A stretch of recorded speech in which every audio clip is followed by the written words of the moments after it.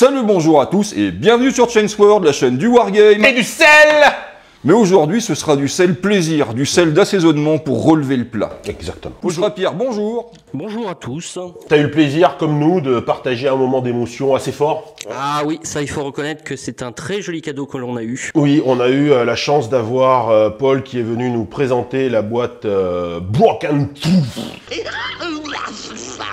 Il s'est dit là? Ouais, c'est... Foi brisée, vérité brisée, je ne sais pas comment on peut traduire ça, voilà. Vérité brisée. Une belle boîte, tout à fait. Donc vous avez en ce moment sur votre écran des très beaux visuels. Je trouve que l'illustration pète sa race, ils ont choisi un bon illustrateur. Ouais. Là, faut avouer que là, on a du haut niveau. Hein. Tu vois ça sur un rayonnage, ça attire ton regard, t'as envie. L'intérêt de cette future sortie, c'est quoi? C'est de proposer en magasin un jeu tout prêt. Oui. Voilà. C'est-à-dire un peu comme un jeu de société en fait. C'est ça, c'est le meilleur du wargame et du jeu de société combiné dans une seule boîte. Exactement.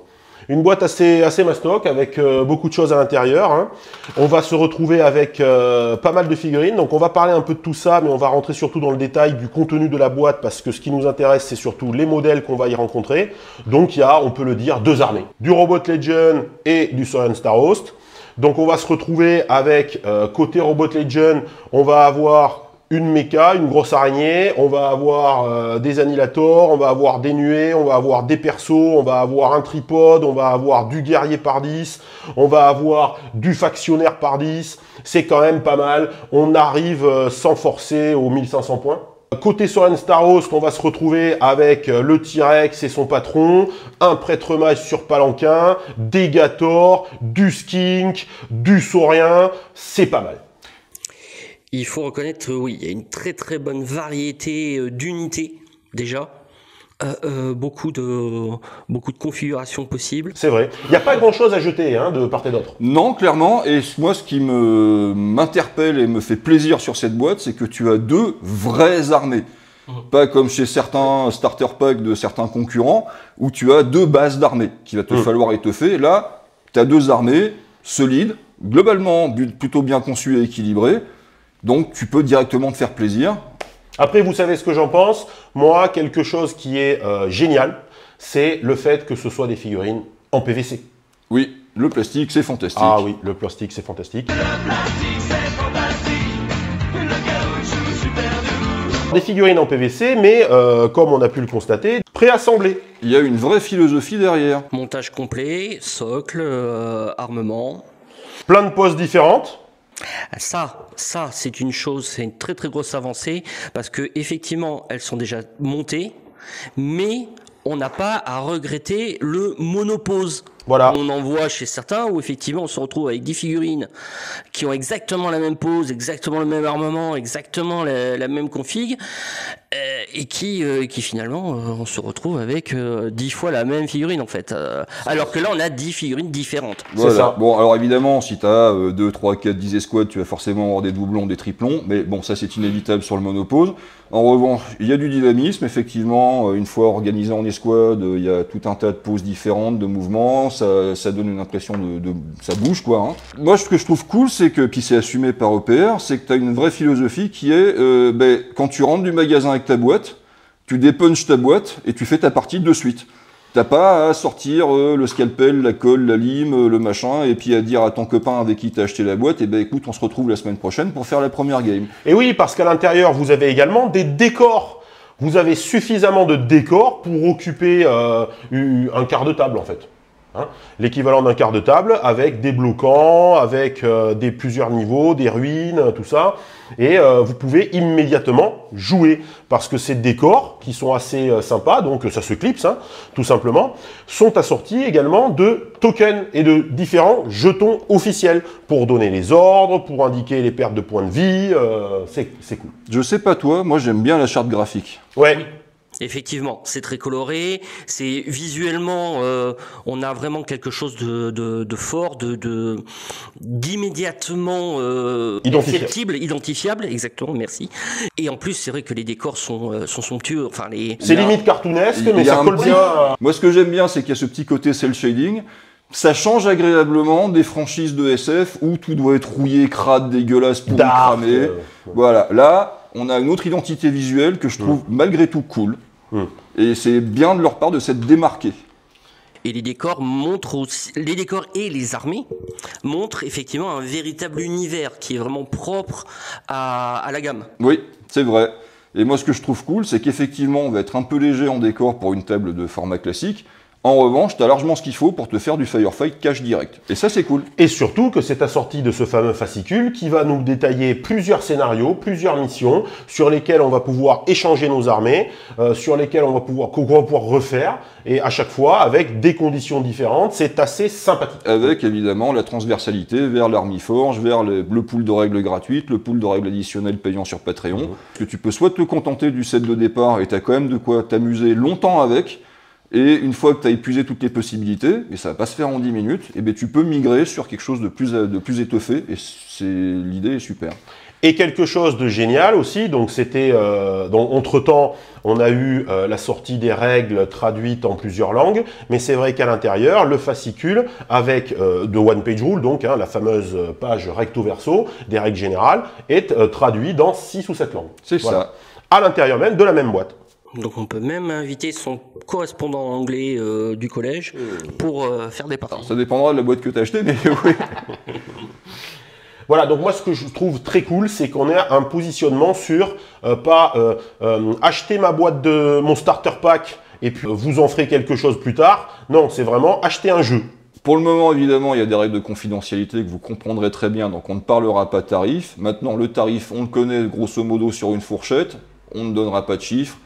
Ça se positionne très bien pour le contenu de la boîte, mais vraiment très bien. Quand on considère le contenu de la boîte et qu'on sait à combien ça va sortir, certains d'entre vous seront surpris. Alors, on n'a jamais dit que c'était gratuit, bien sûr, mais c'est vrai que quelque part, quand on voit... Enfin merde, c'est du plastique, quoi, les gars. Et puis, c'est du plastique.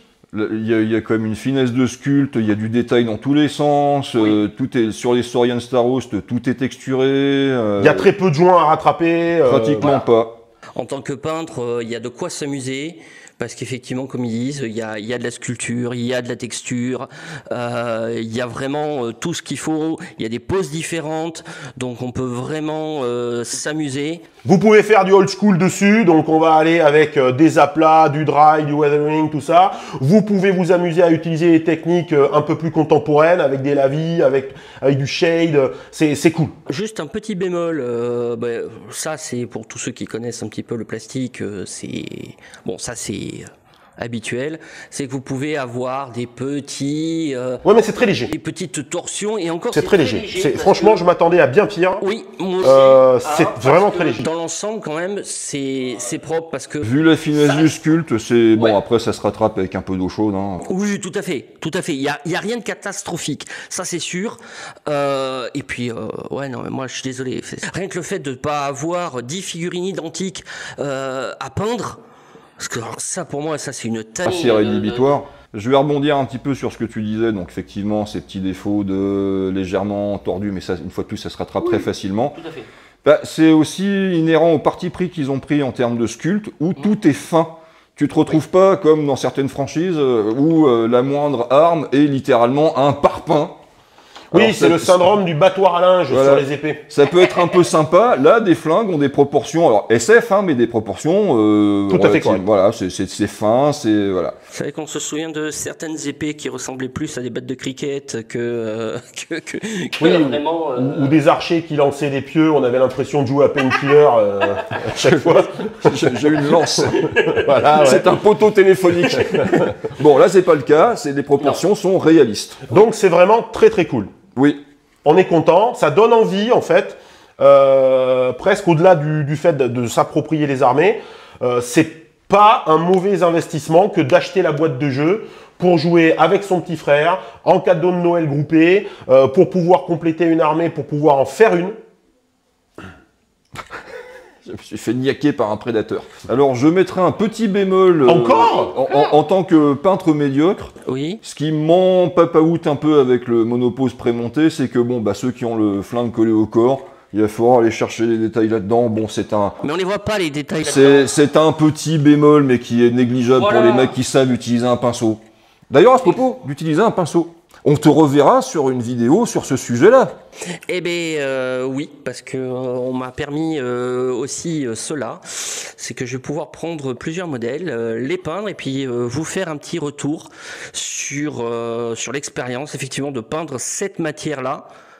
Particulière, parce qu'effectivement c'est pas le plastique habituel que vous rencontrez sur pas mal de figurines, donc je vais vous faire voilà, modestement un petit rétexte de Comment ça se comporte? Voilà, comment ça se comporte, sous couchage à la bombe, peinture au pinceau, peut-être un peu d'aéro, on verra, enfin en tout cas je vais m'éclater dessus et puis on verra ce que ça Moi, va c'est un donner. truc qui va m'intéresser beaucoup parce que, bon, connaissant Poussera-Pierre, c'est un bon peintre, donc il a une bonne technique. Ça sera forcément chouette. Moi, je suis pas un bon peintre. En revanche, j'arrive à obtenir des résultats très corrects avec les figurines Citadel parce qu'elles sont conçues pour être facilement peintes par des gens avec peu de compétences. Donc, ce qui m'intéressera, moi, c'est de voir si la conception de ces figurines te permet d'avoir de beaux effets avec des techniques très basiques. Parce que pour moi, c'est déterminant de, bah, t'es pas un bon peintre, parce que ou t'as pas le temps, ou t'as pas l'investissement, ou le talent, mais avec des techniques simples, tu peux poser ta figurine sur la table sans rougir. Est-ce qu'avec ça, on va obtenir ce résultat-là? Et pour moi, c'est vachement intéressant. C'est ça. La mise en pratique est importante. L'intérêt pour la franchise, c'est de pouvoir proposer un jeu prêt à jouer, et pas une boîte de base qui nécessite autre chose. Oui, C'est un stand-alone. et tu peux jouer à 2 jeux, hein, puisque les règles de Grimdark Future Firefight sont gratuites, donc avec ta boîte de base, tu peux faire du Firefight, du Grimdark Future. C'est quand même un tout petit peu génial. Peut-être même du Star Quest. Peut-être. On va vérifier. Il n'y a mais, pas beaucoup de héros, mais c'est vrai que quelque part, oui. Il y a peut-être moyen. Il y a peut-être moyen. Enfin, c'est à vérifier, mais Ça joue en plein sur la modularité du système de jeu EPR, donc tu as une boîte de base qui se défend extrêmement bien dans le jeu qu'elle propose, mais en plus tu as des transversalités sur d'autres jeux, et pour le prix que ça coûtera en sortie, clairement c'est que du bonheur. on sait quand même que pour la suite, il y aura une proposition de toute façon pour étoffer la boîte de base sous forme de booster. C'est ça. Sous forme de booster, ça veut dire qu'on pourra acheter les figurines, une partie des figurines seules. Donc par exemple, dans la boîte de base, vous avez une Forge Spider, 3 Boat Swarm, un Tripod Walker, etc., etc. On pourra peut-être acheter juste la Forge Spider, juste les Boat Swarm, etc., etc. pour venir rajouter de la figurine, ou pourquoi pas, mais ça on n'en est pas encore tout à fait sûr, rajouter des figurines qui n'existaient pas dans la boîte. D'accord? Toujours pareil, sur le même principe, j'achète mon jeu et je complète.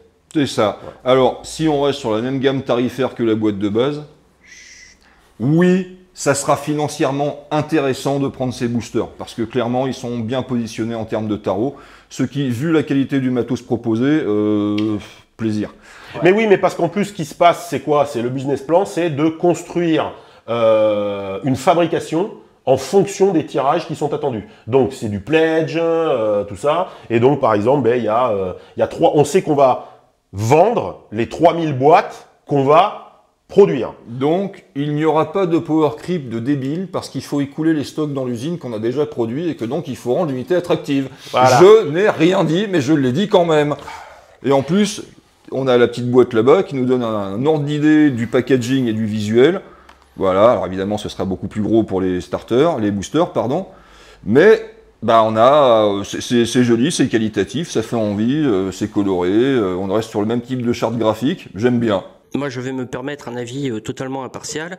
Quand le pledge sera annoncé, jetez-vous dessus. Donc bah on va finir la vidéo comme on l'a commencé, sur du positif, et c'est bien d'avoir le smile.